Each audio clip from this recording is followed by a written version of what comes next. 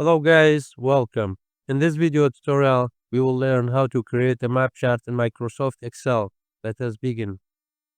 Here in this table, we have Europe countries along with their populations, and I want to put them on a map using Excel.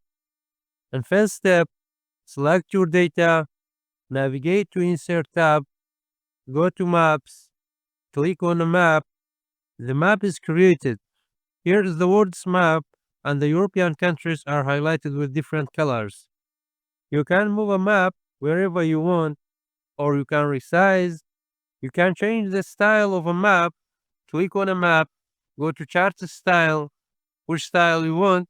You can pick it and go to Europe part, which color you want, put the cursor on it. It shows us the country name and population. Here we have Finland,